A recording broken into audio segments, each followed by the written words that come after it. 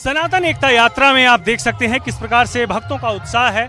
मैं आपको एक अद्भुत चीज दिखाना चाहूंगा, किस प्रकार से तकरीबन 100 मीटर की तिरंगा आपको मैं दिखाना चाहूंगा कि तमाम ये जो भक्त हैं वो तिरंगा लेकर आए हैं और रास्ते पर आप देख सकते हैं कि चाहे वो महिलाएं हों चाहे वो पुरुष हों, हर कोई इस तिरंगे की शान को लेकर इस प्रकार से खड़ा है और इस यात्रा का स्वागत अभिनंदन कर रहा है। ये यात्रा पीछे तकरीबन 2 किलोमीटर तक की ये यात्रा पीछे की तरफ है और लगातार धीरे धीरे ये आगे बढ़ रही है। इस तिरंगे को लेकर आने के पीछे क्या उद्देश्य है, हम कुछ लोगों से बात करते हैं। कहाँ से ला रही है ये यात्रा? दिल्ली से लेके कात्यायनी मंदिर से। अच्छा जी, कात्यायनी मंदिर से तिरंगा लेकर आप आ रहे हैं? यस। और कहाँ तक जाएंगी? वृंदावन, बाकी बिहारी लाल। अच्छा, क्या उद्देश्य है अम्मा, किस पर्पज से आप जा रहे हैं? हम यहाँ पे गुरु हिंदू राष्ट्र बनाने के लिए, गौ माता राष्ट्र माता बनाने के लिए। लगातार पंडित धीरेन्द्र कृष्ण शास्त्री जी के नेतृत्व में सनातन एकता यात्रा आगे बढ़ रही है। इस यात्रा की तमाम और अद्भुत झलकियां हम आपको लगातार दिखा रहे हैं। इस यात्रा में एक बात जो मुझे नजर आई, मैं चाहता हूं वो भी आपको दिखाऊं और बताऊं। देश के अलग अलग हिस्सों से लोग इस यात्रा में शामिल हो रहे हैं और सबकी एक ही मांग है, भारत हिंदू राष्ट्र घोषित हो, गौ माता राष्ट्र माता घोषित हो। ऐसे में इस यात्रा में जो पैदल यात्री चल रहे हैं, दिल्ली से ही जहां से ये यात्रा शुरू हुई है वहीं से लगातार कुछ लोग नंगे पैर पैदल चल रहे हैं। मैं आपको दिखाना चाहूंगा, आप पहले देखें कि किस प्रकार से यात्रा में लोग पैदल चल रहे हैं। अब इनसे जानते हैं कि ये कहां से आए हैं और क्या संकल्प है इनका। कहां से आए हैं भैया आप लोग? नाला सोपाड़ा, महाराष्ट्र से।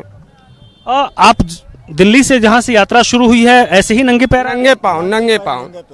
क्या उद्देश्य है, नंगे पाँव क्यों? आपको पता है कि आप सड़क पर चल रहे हैं, छाले पड़ जाएंगे पैर में। हिंदू राष्ट्र होना चाहिए भारत हमारा। कहाँ से आ रहे हैं महाराज जी आप? जी जय सिया राम। मैं मुंबई से आ रहा हूँ। अच्छा जी। और इस यात्रा में कब शामिल हुए आप?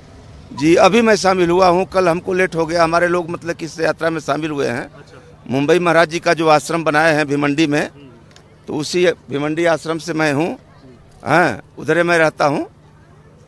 तो महाराज जी के इस पद यात्रा में शामिल होने के लिए मैं भी आया हूँ। क्या उद्देश्य है इस यात्रा में आने का, क्या संकल्प है? देखिए, मुख्य उद्देश्य है कि भारत हिंदू राष्ट्र हो और सनातन का पूरे भूमंडल में, इस भूमंडल में सनातन का मतलब कि पताका लहरे, बस यही कामना है, यही इच्छा है। और हमारे भाई धीरेन्द्र कृष्ण शास्त्री जी ने जो सनातन राष्ट्र के लिए, हिंदू राष्ट्र के लिए जो तपस्या, त्याग, बलिदान कर रहे हैं, मैं तो भाई सत नमन करता हूं उनको। आप भावुक हो जा रहे हैं। अब क्या कहना है बंधु, अब सनातन राष्ट्र के लिए मैं अकेले नहीं, 100 बार मैं बलिदान कर सकता हूं अपने आप को, 100 जन्म इस भारत के लिए। अब मैं आपको इस यात्रा के एक पहलू से और रूबरू करवाता हूं। ये यात्रा लगातार अनवरत 7 नवंबर से लगातार जारी है। वृंदावन तक यात्रा 150 किलोमीटर की जो है वो पूरी होनी है। लेकिन जो देश के अलग अलग हिस्सों से, राज्यों से जो यात्री आए हुए हैं, जो श्रद्धालु आए हुए हैं इस यात्रा में शामिल होने के लिए, उनके लिए क्या क्या व्यवस्थाएं हैं।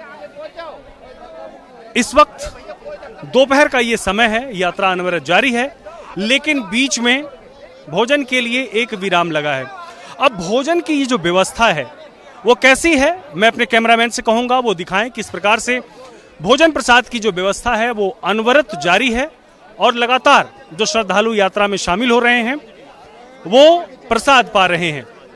आप देख सकते हैं कि बड़े ही निश्चल भाव से यहाँ पर भोजन प्रसाद हर किसी को पवाया जा रहा है। जो इस यात्रा में जो लोग, कोई महाराष्ट्र से, कोई उत्तर प्रदेश से, देश के अलग अलग हिस्सों से जिस प्रकार से लोग इस यात्रा में शामिल होने के लिए आए हैं, दोपहर को उन्हें लगातार भोजन प्रसाद जो है वो करवाया जा रहा है।